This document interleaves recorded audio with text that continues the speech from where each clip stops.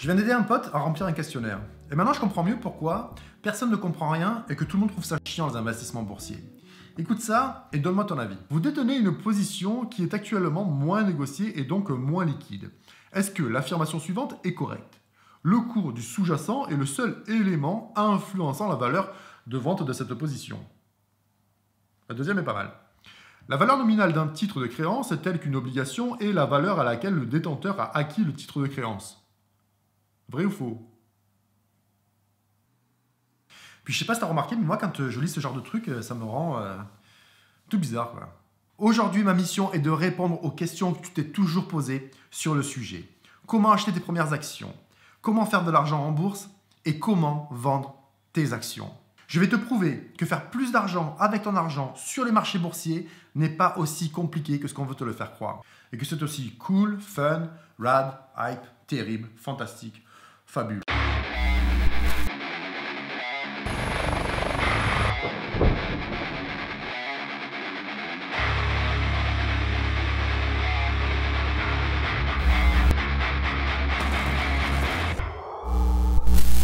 Salut les amis, toujours un grand plaisir de vous retrouver. Si tu es nouveau sur cette chaîne, moi c'est William, j'ai passé ma vie aux côtés des plus grosses fortunes mondiales et je partage avec toi chaque semaine leurs secrets qui vont t'aider à faire plus d'argent avec ton argent et t'apprendre également à mieux gérer ton oseille. Et pour toi, cette semaine, je vais rendre les investissements boursiers un peu plus... Exactement, un peu plus rock. Alors pour la petite histoire, j'ai passé et je passe pas mal de mon temps aux États-Unis. Et c'est là-bas que j'ai appris à investir sur les marchés. Et de l'autre côté de l'Atlantique, investir en bourse est une chose courante pour une grande majorité d'entre eux. Et pourtant, ils n'ont rien de plus que toi et moi. Ils ne sont ni plus riches, ni plus intelligents. Le seul avantage qu'ils ont sur nous, c'est que là-bas, tout paraît beaucoup plus simple. Le vocabulaire, les services, les méthodes, et c'est peut-être d'ailleurs une des raisons pour laquelle les États-Unis comptabilisent 1700 nouveaux millionnaires chaque jour. Ici en France, moi-même, je suis parfois déconcerté par la façon dont les investissements boursiers sont présentés au grand public. Comme j'ai essayé de te le faire comprendre en début de cette vidéo, c'est à croire que tout est fait pour rendre la chose super complexe et réservée à une élite qui a Bac+10. Alors qu'absolument pas. Et ce que je vais te dire devrait être enseigné aux plus jeunes générations, qui sont généralement très attachés aux marques, afin d'échanger leur comportement de consommateur au profit d'une approche d'investisseur vis-à-vis de leur marque et de leurs produits favoris. Car la bourse est une formidable opportunité de faire de l'argent en investissant dans des sociétés ou des marques que tu adores. Et de nombreux problèmes financiers seraient réglés si au lieu de te faire plaisir en achetant un produit d'une marque que tu aimes, tu achetais à la place une part, une fraction de cette entreprise qui représente la marque que tu affectionnes, afin d'en devenir un propriétaire. Car n'oublie pas qu'en tant que consommateur, tu vas dépenser ton argent dans des articles qui vont perdre de la valeur sur du long terme et qui vont t'appauvrir. On appelle ça des liabilities. Alors que de l'autre côté, en tant qu'investisseur, tu vas avoir pour réflexe d'investir ton argent dans des assets qui vont gagner en valeur sur du long terme et qui au final vont t'enrichir. Si en 2009, à la place de te priver pour mettre 1000 € de côté pour t'acheter ton sac ou ta pochette Vuitton, tu avais à la place investi ces 1000 € dans cette marque que tu adores en achetant des actions LVMH, tu aurais aujourd'hui 10 000 €. Tu aurais multiplié ton investissement par 10. Laisse-moi te donner un deuxième exemple. Si en 2000 ans, tu avais investi 500 € dans cette marque qui faisait à l'époque de jolis ordinateurs de couleur, qui s'appelle Apple, tes 500 € vaudraient aujourd'hui 226 000 €. Ça laisse rêveur, n'est-ce pas? Alors pour t'aider à ne plus passer à côté de belles opportunités comme celle-ci, je vais répondre très simplement aux 4 questions que l'on me pose le plus souvent sur cette chaîne. Et crois-moi que si tu es débutant, tu n'as pas besoin d'en savoir beaucoup plus pour commencer à investir.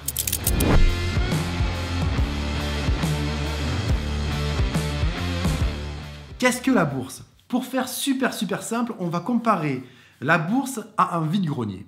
Mais là, au lieu de vendre ton vélo ou ta vieille télé, les marchés boursiers sont des endroits où les gens se retrouvent pour vendre ou acheter des parts de sociétés dont ils sont propriétaires.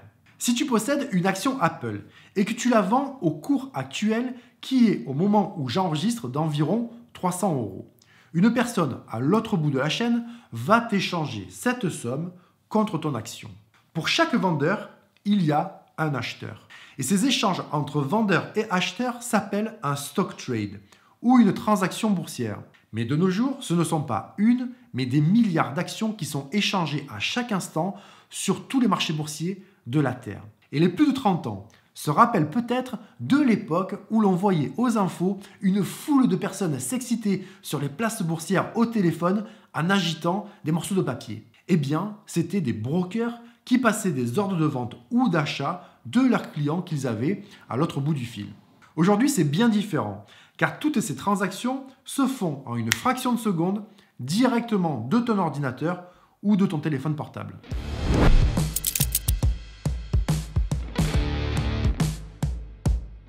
Pour pouvoir acheter tes premières actions, il faut que tu ouvres un compte titre en ligne.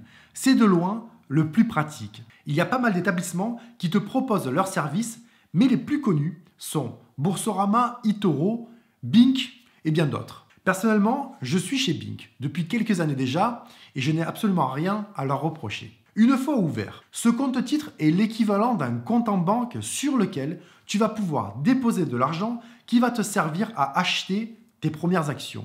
Et pour ça, il va falloir que tu passes ce qu'on appelle un ordre d'achat. Alors je vais te montrer sur mon compte Bink comment procéder. On va imaginer que tu veux investir dans une entreprise connue de tous, Coca-Cola, qui a pour ticker KO. Pour ceux qui ne savent pas encore ce qu'est un ticker, ce sont les quelques lettres qui résument le nom de l'entreprise sur les marchés. Donc une fois sur la page de l'entreprise, tu vas retrouver des informations utiles comme le cours actuel, le diagramme, ainsi que d'autres données techniques. Mais ce qui nous intéresse aujourd'hui, c'est de passer un ordre. Et c'est ici que ça se passe, en cliquant sur « Passer un ordre simple ». Cela va ouvrir une page qui va te donner accès à un masque où tu vas devoir renseigner les informations relatives à l'investissement que tu souhaites réaliser. On va se dire que tu veux acheter 10 actions Coca-Cola. Donc tu dois tout d'abord t'assurer d'être bien sur « Achat » en vert sur l'écran. Ensuite, tu vas renseigner le nombre ou la quantité d'actions que tu souhaites acheter. En ce qui nous concerne, on s'est fixé 10 actions. Jusque-là, c'est plutôt facile. C'est l'étape qui suit qui peut semer le doute chez certains d'entre vous, car il va te falloir choisir dans ce menu déroulant un type d'ordre, et ce qui nous intéresse le plus dans la sélection achat, ce sont généralement les ordres au marché ou limités. Seuil de déclenchement et plage de déclenchement, on va les développer juste après lorsque je vais te parler de comment vendre tes actions. Donc si tu choisis de passer un ordre marché, cela veut tout simplement dire que lorsque l'on va appuyer sur passer l'ordre, celui-ci va s'effectuer au prix du marché au moment où tu vas cliquer.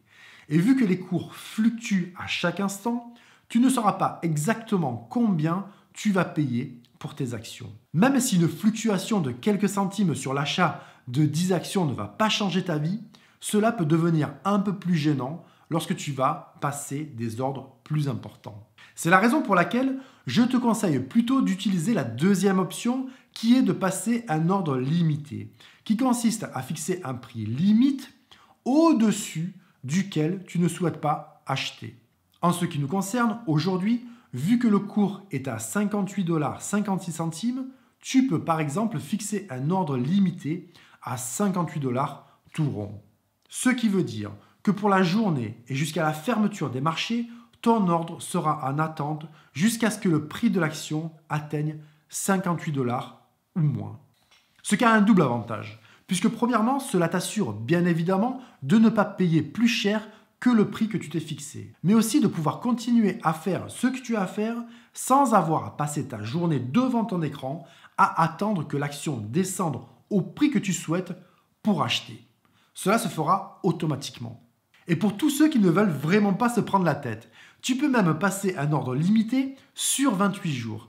C'est-à-dire que pendant quasiment un mois, ton ordre sera en attente jusqu'à ce que le prix de l'action atteigne ta valeur à laquelle tu souhaites ouvrir ta position.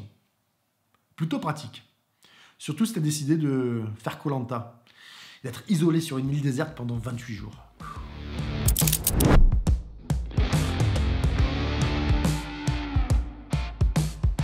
Alors il y a vraiment énormément de façons de faire de l'argent sur les marchés.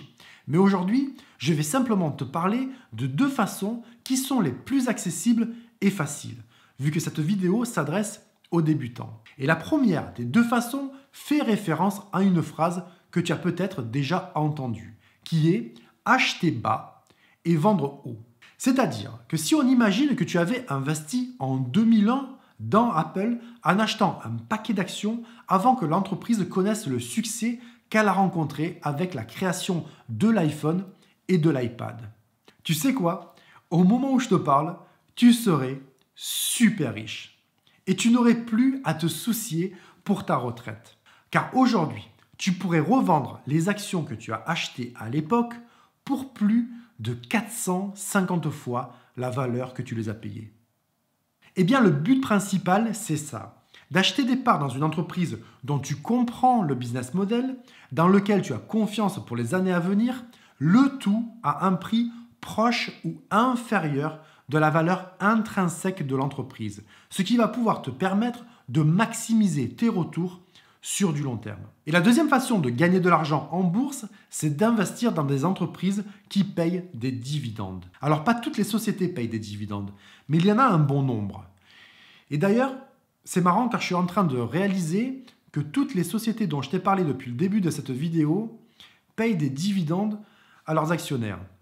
Puisque Apple, LVMH et Coca-Cola font partie de cette catégorie. Alors comment ça marche ? Eh bien, c'est pas vraiment difficile, puisque de ton côté, tu n'as pas grand-chose à faire. Car un dividende est tout simplement le paiement d'une somme qui correspond à un pourcentage de ton investissement dans l'entreprise dans laquelle tu as des parts. C'est-à-dire, par exemple, de mémoire, je crois que Coca-Cola reverse un peu moins de 3% par an à ses actionnaires. Donc si tu as investi 10 000 € chez Coca-Cola, tous les ans et pendant toute la durée pendant laquelle tu auras de l'argent investi dans l'entreprise, tu recevras un montant total de dividendes d'environ 300 €. Simplement parce que tu es propriétaire d'actions. Facile, efficace et bien plus performant que la plupart des comptes épargne que va te proposer ton ami banquier.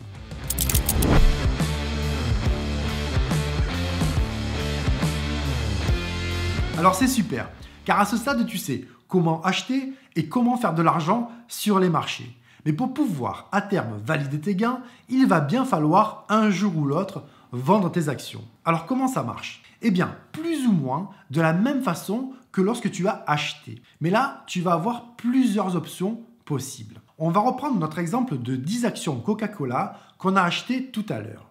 Mais par contre, on va imaginer qu'on les a achetées il y a quelques années et qu'on souhaite valider nos profits. On se retrouve alors sur la même page sur laquelle nous étions pour acheter.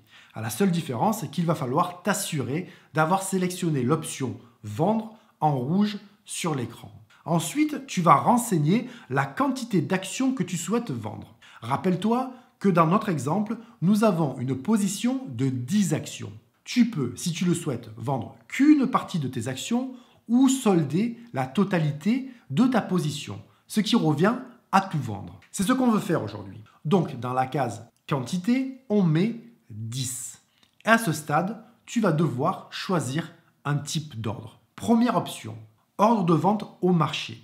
Tu l'as compris, cela veut dire, comme tout à l'heure, que si tu cliques sur passer l'ordre en ayant sélectionné cette option, tu vas vendre au prix du marché sans aucun contrôle sur le montant exact de ta transaction.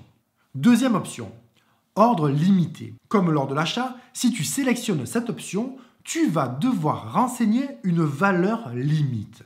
Mais cette fois, lors d'une vente, cette valeur correspondra au prix en dessous duquel tu ne souhaites pas vendre. Nous concernant, on pourrait par exemple mettre 59 $ et ton ordre restera en attente pour la journée ou pour les 28 prochains jours jusqu'à ce que le prix de l'action atteigne 59 $ ou plus. En choisissant cette option, tu auras l'assurance de vendre tes actions à un prix minimum de 59 $, ce qui te donne bien plus de contrôle que l'option précédente. Tu as ensuite les deux autres types d'ordres que nous n'avons pas couverts dans la partie achat, qui est seuil de déclenchement et plage de déclenchement. Un seuil de déclenchement, ou stop loss en anglais, va t'aider à protéger ton capital de départ d'une baisse éventuelle du cours de l'action. C'est-à-dire que lorsque tu as une position dans une entreprise, tu vas, en sélectionnant cette option, déterminer un plancher en dessous duquel tu ne souhaites pas conserver ton investissement, afin de t'assurer de récupérer ta mise de départ si le cours venait à chuter. C'est-à-dire dans notre exemple, si tu as acheté tes 10 actions Coca-Cola à 58 $ et que le cours monte les jours qui suivent, tu peux alors choisir de protéger ton capital en passant un ordre de vente avec seuil de déclenchement. Là aussi, pour la journée ou pour les 28 prochains jours, afin de t'assurer que ta position ou une partie de ta position soit automatiquement vendue si le prix de l'action venait à baisser jusqu'à atteindre le seuil que tu as déterminé. Comment faire?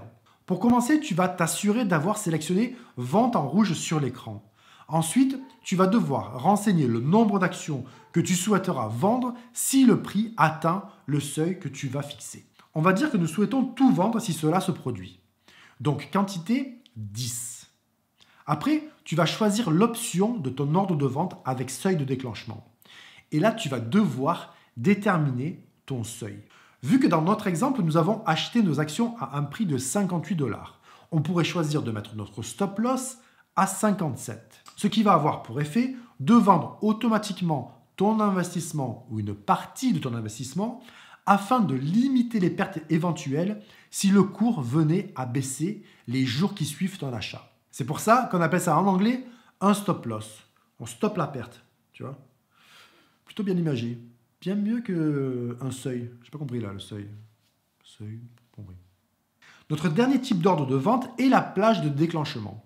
Alors j'espère que tu as bien suivi, car cette option reprend tout ce que je viens de t'expliquer concernant le seuil de déclenchement. Mais dans ce cas, tu vas en plus pouvoir déterminer une autre valeur qui va au final déterminer une fenêtre dans laquelle tu souhaites te libérer de ton investissement. Alors comment ça marche? Toujours pareil, t'assurer dans un premier temps d'être sur vente. Quantité 10, option plage de déclenchement. Et là, tu n'as pas une, mais deux valeurs à renseigner. Ton seuil qui va correspondre à la partie supérieure de ta fenêtre de vente et ta limite qui va représenter la partie basse de ta fenêtre de vente. On va garder notre exemple de 10 actions Coca-Cola achetées à 58 $, seuil à 57. On garde les mêmes valeurs, c'est plus simple. Et on va déterminer une limite à 56 $. Et là, tu es bon pour valider ton ordre pour la journée ou pour les 28 prochains jours. Quels sont les avantages de cette option? Elle t'offre en quelque sorte un filet de sécurité. Contrairement au seuil de déclenchement simple, où la vente de ton investissement va s'opérer automatiquement dès lors que le prix de ton action baisse et atteint la valeur de ton seuil, et ce sans aucune limite basse. C'est-à-dire, pour reprendre notre exemple, si ton seuil est à 57 $ et que le prix de ton action venait à plonger instantanément à 50 $, la vente s'opérerait automatiquement et te validerait dans ce cas une perte plutôt conséquente. La plage de déclenchement va te permettre d'éviter ce type de situation, puisque la valeur basse de ta fenêtre va te protéger, va te servir de filet de sécurité afin de t'éviter de valider toute perte trop importante et d'assurer une vente uniquement entre les deux valeurs que tu as choisies. Dans notre cas, 57 $ et 56 $. C'est-à-dire que si le prix de l'action reste supérieur à 57 $, rien ne se passe, tu es content et tu espères que le cours va continuer à augmenter. Deuxième scénario, le prix de ton action descend à 56,50 $. Boum! Ce qui se situe pile dans ta fenêtre. L'ordre de vente va être validé et tu vas pouvoir sauver les meubles et récupérer ton capital. Et dernier scénario, le cours plonge dès l'ouverture des marchés en dessous de ta valeur basse. On va dire 50 $. L'ordre de vente n'est pas validé et cela va te permettre de pouvoir prendre le temps de décider de soit racheter plus d'actions pour faire baisser ton prix d'achat, soit d'attendre que les choses se tassent et que le cours de l'action remonte gentiment. Cet ordre de vente est un peu plus technique, mais rassure-toi, tu n'auras pas à l'utiliser très souvent, surtout si tu suis la stratégie que je recommande sur cette chaîne, qui est le long term investing. Car si tu adoptes ce style, le but est d'investir dans de bons business que tu comprends et que tu as étudié. Et lors de baisses passagères ou de corrections, ces moments-là seront pour toi une opportunité pour augmenter tes positions et par la même occasion faire diminuer ton prix d'achat. Tu connais à présent tout ce dont tu as besoin pour commencer à faire plus d'argent avec ton argent. J'espère que tu as appris un maximum de choses et que tu vois un peu plus clair. Laisse-moi un commentaire pour me dire si tu es intéressé de commencer à investir sur les marchés ou au contraire me dire ce qui te retient. Voilà mon ami, je crois que c'est tout pour aujourd'hui. N'oublie pas de liker et de t'abonner si ce n'est pas encore déjà fait. Je te veux à bord avec moi et ça fait vivre la chaîne. Toi et moi, on se retrouve très vite, très vite, lors de la prochaine. En attendant, prends bien soin de toi.